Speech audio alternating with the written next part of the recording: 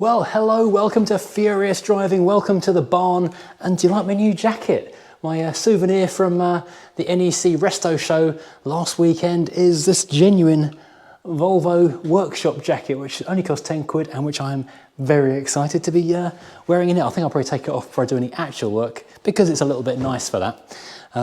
If you've not seen the video of the Resto show, then please do take a look at that. I think it's the second to last video that came out on the channel, so yeah, not too far back to scroll through to find.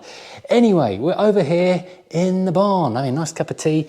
I brought the Mini over today because I've been using it a little bit this week, having finally got the thing MOT'd, and the sun is fantastic. The weather is lovely and dry, so it's a great opportunity to take the Mini out. However, it has been suffering with definite dead battery syndrome in that whatever battery is in it, I think it's an RAC one that came with the car about 5 years ago, it finally just isn't starting the car. So the poor old Nocco jump starter is taking a hammering every single time, which is not the absolute best situation.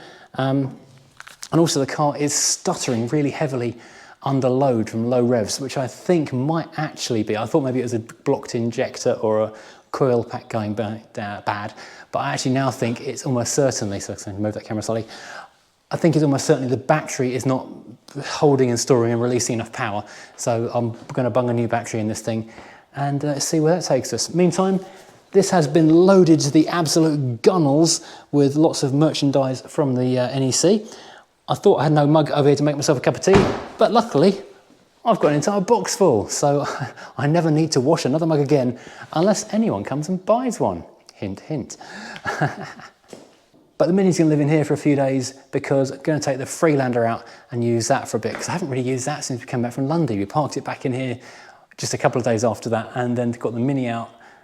Oh, I don't know, I'm just juggling cars at the moment. Well, I don't see any change coming. Meanwhile, a bit of a surprise addition to the fleet just before the NEC, so about 2 weeks ago, was this little puppy here.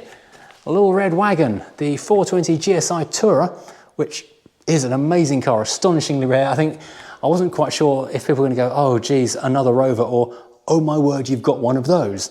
And generally, it was astonishingly a popular decision to add this thing to the fleet. I think everyone who watched the video was in roughly the same mind as I was, in that it's too nice a car not to say, yes please, gimme, gimme, gimme.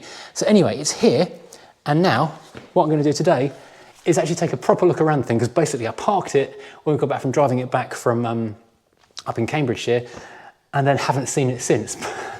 Apart from one time when I changed the cars over in the barn, gave it a quick start up and it ran, and it seems to be good. So I'll show you around and give you a proper tour of this car. A little sidebar about collecting this car. My friend Jason took me up there because we thought we might go and do a starting a car up video in that big yard, which I have to add is a personal collection. People keep on emailing, messaging me saying, can you tell me where that place is? It's someone's actual house, so I can't give those details out. But we thought we'd do a startup video. Instead, we wound up buying a car. So Jason went along with me because he fancied a day out and it'd be quite fun to go with him. So we took his car up. Anyway, I stuck both his car and this on my Dart Charge account, and I managed to get the number plate wrong on this one, and he told me the number plate wrong on his own car, so we both got fined for that. Luckily, the Dart Charge people are very accommodating, and when I rang up and explained the situation, they let us pay normally and took the fines off. So there are nice people out there, it turns out. Anyway, let's start on the inside of this thing and show you all around. So I've got 2 sets of keys, here we go. So that's really good to start with. So I'll just say, yeah, got 2 keys and 2 remotes, and these would appear to be the original Inchcape Motors fobs. So that is, oh, what's the phone number on this? 0115. Is that 0115? Was that correct for 1995? Or was this a later retailer? No, BM Enterprises, so it's been number plate changed at some point. So normally I would never put a mug on a roof, but I'll come to the reason that's okay in a second. So, door cards, fantastic. Normally on an R8, well, this bit happens, this curls up and goes a bit skew-if. It's happened on the coupe as well. But that is the only thing wrong with the door cards. The fabric is still glued down firmly. This isn't pulling away. The wood insert is still really nice. The chrome's good. Everything is good on the door cards. That's really, really good. The carpet's not particularly worn at all. That'll come up nicely with a bit of a shampoo and a vacuum. Then we've got the dashboard, which is Again, this is not something that ever goes wrong. This big hard moulding is always good on the R8s. However, we have got the wood which hasn't, oh, it has cracked. It's cracked down here a little bit. This chunk fell off on the way home. So like on the coupe, I think we'll do a day we take both of these little inserts out, sand them down and revarnish them. That'll be quite nice. Then we've got no damage on the dashboard. We've got an original Rover radio which doesn't want to power up. So we'll pull this out and have a look at that at some point. Glove box is all good. And the passenger door card likewise is all good. We've got the original, original owner's manual for the thing. And the passenger footwell, also very nice. We have got a sunroof, which, hello, I did prove worked as a pop-up. I've not risked the go-backy effort yet because sunroofs are a bit of a notorious pain for braking. Ugh. Now, this is the really good bit. These are the Recaro seats. Because it's a GSi, we get the really nice half leathers. A little bit of just slight patina cracking in the leather just there, but really nothing new to get worried about. This is really good. The driver's seat is astonishing. This car has got 129,000 miles on it. The interior really does not show that at all. Leather arm top just there. Let's climb in the back. And these seats, considering it's basically a family car, these seats look like they've really never been sat in. The leather is immaculate, the fabric is taut, if you like. Nowhere really at all. This is, even the buckles are tucked into their little restraints. Well, they're stuck in there for a long time, I guess. Stuck in their little restraints. And the headlining, sadly, is the only thing on the inside which has gone kablungy. But that's not really a big deal because it's an estate, so we can take the headlining out the tailgate and then recover it. The actual covering part is the easy bit, really. It's the actual getting it in and out of the car which is the problem, but not so much on an estate. We have got the original battery, which I'm going to weigh in very soon. We've also got my P-Scan living in here for some reason. What we got in the back? Oh, I need to pull the tag because Rover. Oh, it's got the fancy height adjustable seat. Get you.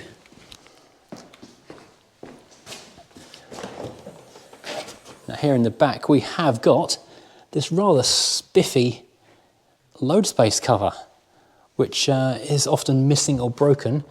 You have, as our instructions here, you pull that in a particular manner and the whole lot comes back. I think I've just done it wrong. But it looks pretty good though. Here's the new coupe headlining, which I will be fitting at some point before too long. Underneath here we have got, oh, actual good bits of old hardboard covering, I think, probably never used spare tire, and the wheel well looks great as well. And sometimes I buy a car that's not a complete dog. Who knew?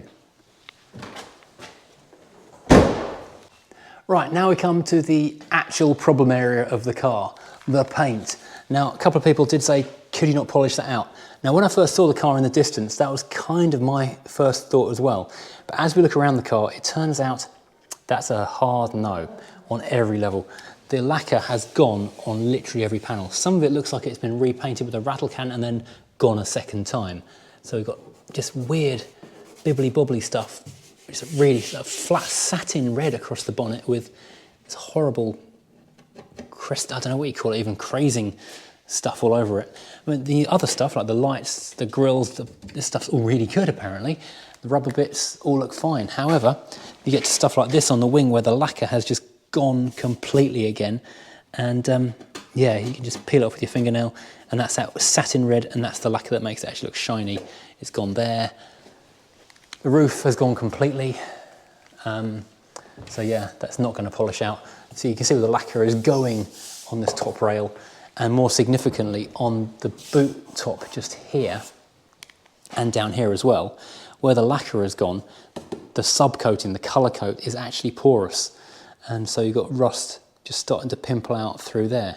So it does need to be taken back to the bare metal in a lot of places just to be on the safe side. Obviously you need a new rear wiper blade. Even down here, even this bit is just manky. So yeah, we need to be taking rear glass out. Might get away with that taking the side glass out. This has gone completely. This is just awful. It really is terrible. The entire door tops have gone. I mean, you can see down here on the side, it's actually still shiny and lovely, but it's just on the door tops, it's just horrible, horrible, horrible. Now there are a few spots of more serious rust we need to deal with. It's just starting to go in these arches. Feels good on the back, but it's on the outside, not so clever. Likewise down here, well, the paint has gone and the outer surface has gone, but I think if I hit that fairly soon, I can probably sand that back and rust proof it and just, or maybe not. I may have been overconfident there. That might be an issue. Because likewise, we've got a hole just here, which is, well, not a hole yet, but potentially going to be a hole very soon indeed. And to deal with that means taking this windscreen out. So that is something I probably want to get a spare Rover glass branded windscreen on standby, because that might not come out in one piece.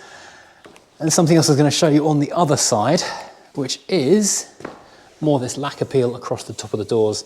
They are just shot, mirrors shot, wing is shot, in terms of paint I mean. But these doors down here, got a starting of a bubble down here on this door here, and we've got a starting of a bubble on this door here, which again is common. But this wheel arch though is good. So whether we find a new rear door, in fact it's not a great fit to be honest. That's actually not a brilliant panel fit. Maybe we could find a new rear door for that one. We'll look into that. So both those doors need sanding back, filling, repairing, whatever have you. But the only serious thing to worry about as far as the short term is concerned is going to be this. And I can't weld in this barn because it's made of wood, so what I'll have to do is book an MOT, drive it to the MOT. While I'm on the way to the MOT, just quickly call in at home where the welder will be waiting on the drive, quickly zap a panel over that and then carry on to the MOT. But drive there directly, only stopping briefly to weld a panel on. But if the welder's waiting, it's like 2 minutes of work. It's not much more significant than filling with petrol, to be honest, if you look at it that way. Let's have a look underneath the thing, because that's where some other advisories were from previous years.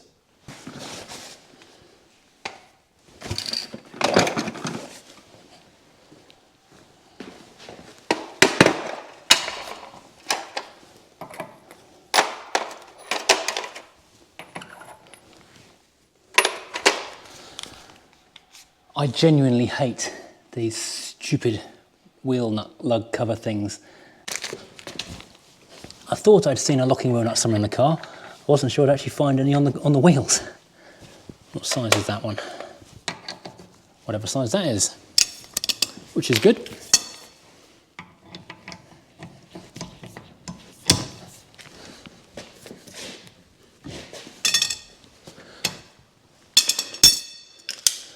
A pair of mole grips is always the best way to get these stupid things off.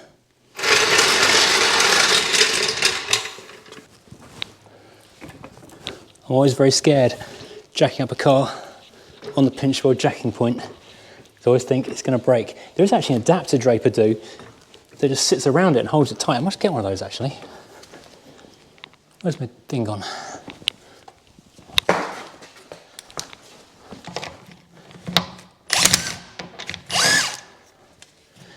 If you've got a Rover of the this kind of era, there's a set of wheel nuts on eBay you can get. It's about 25 quid, but it's the best money you will ever spend.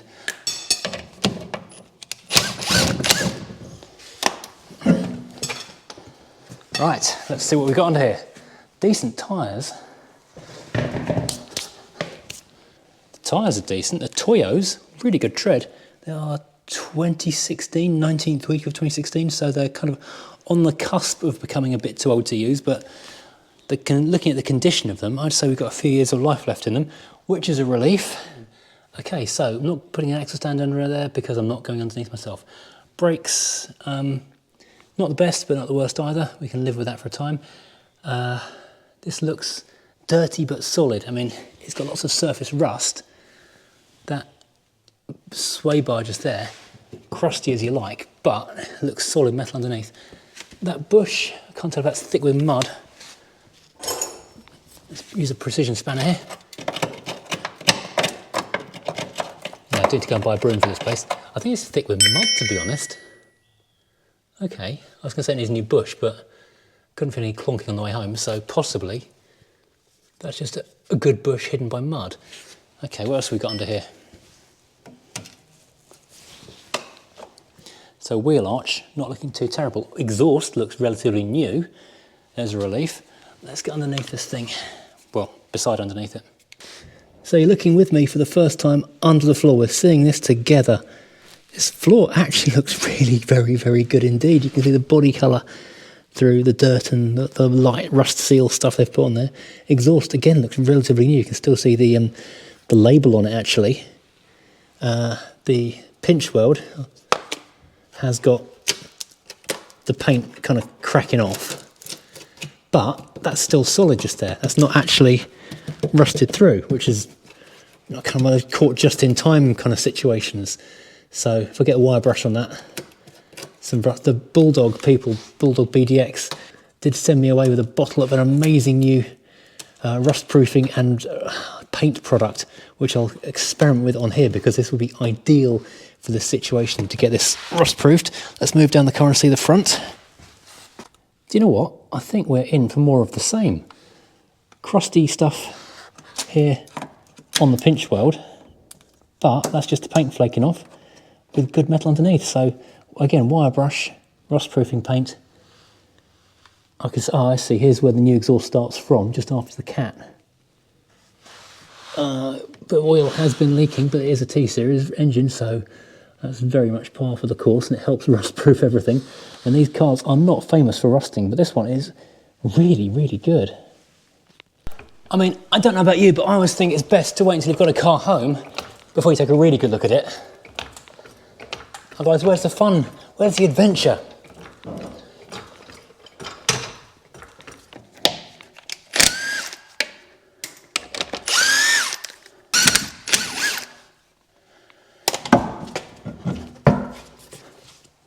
And I'm going to assume things are much the same one side to the other, which is always the best way to do things. Assuming is the safest option in most respects. Brakes really good at the front. They look quite recent, to be honest. Bit of a lip on the discs though, but again, not enough to worry about on those pads. Got years left in them. The flexi is really good. It's just surface rust on everything. So getting this up in the air, sandpapering it all, or just rust coating it all is definitely something for the future. That looks like the gear shift linkage underneath there, covered in oil, which is a good thing, as I say. The CV boots look good. Can't see how old they are, but dusty, not broken, which is good. Everything's just dusty with surface rust. Let's get underneath this on this side, check out this sill. Apart from being slightly green, here's pretty much exactly the same. Oh, hang on, is that? No, just more flakes, not holes, just flakes, which is what I prefer to see. So I need to get back here, angle grinder, not grinder, sorry, just a wire brush. Yep, no, good floor. I'm really quite impressed with this.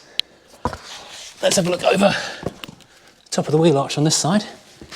It's all exactly the same as before. So we've got crust, surface rust, dirt.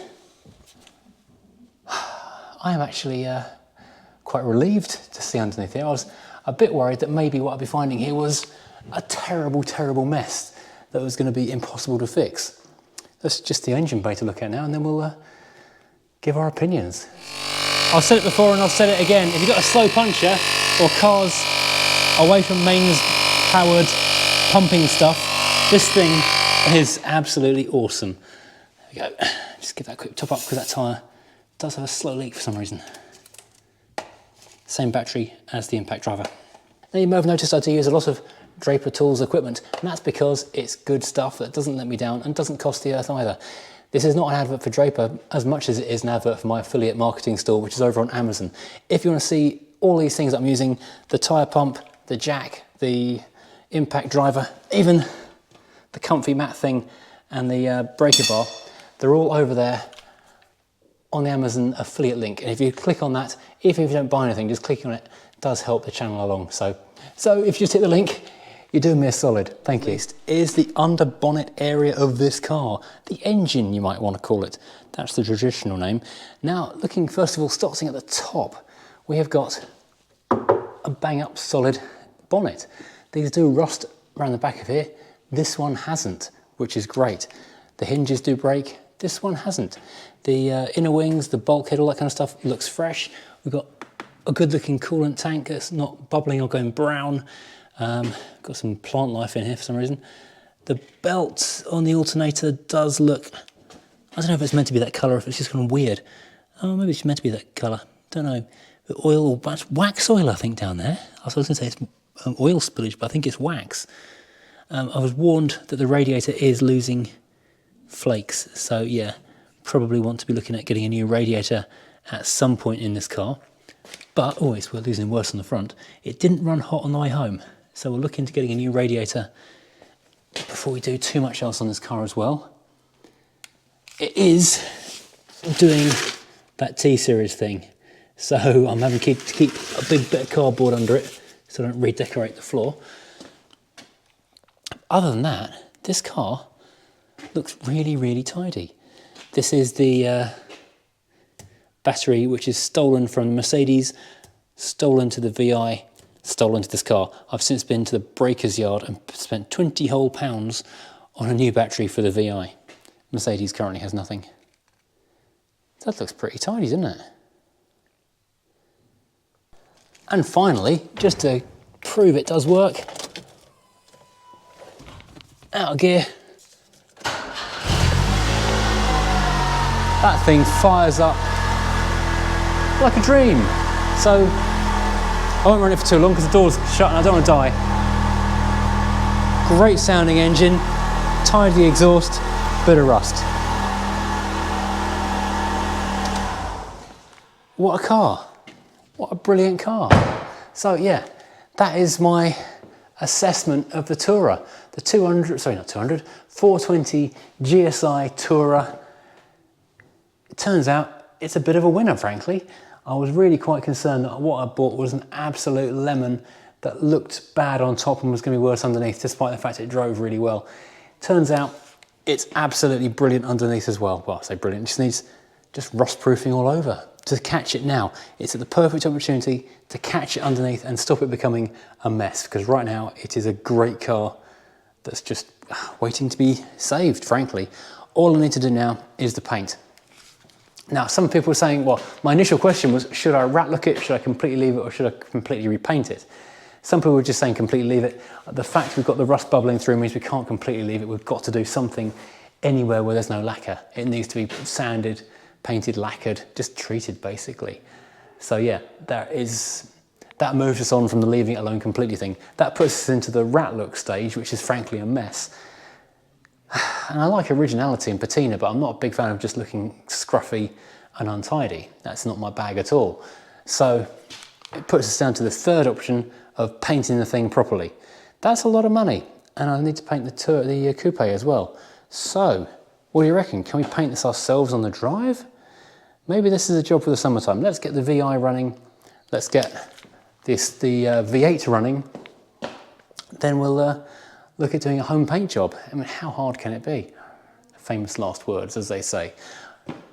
So yes, I think the conclusion of this video is we got a good one.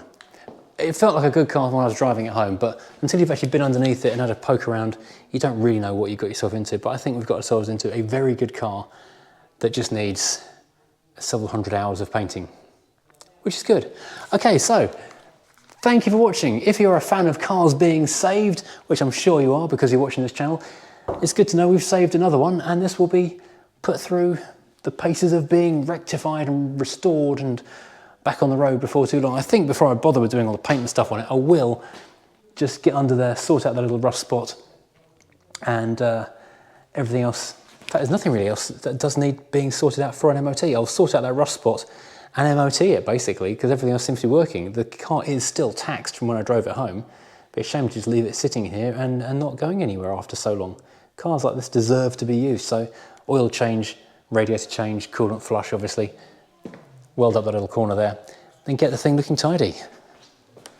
So, if anyone has an original Rover logoed windscreen for a 200 or a 400, do let me know, because I'm now in the market for one of those, because I am certain that when this glass comes out so I can do this, it will crack, it'll smash, I'm 100% sure of it.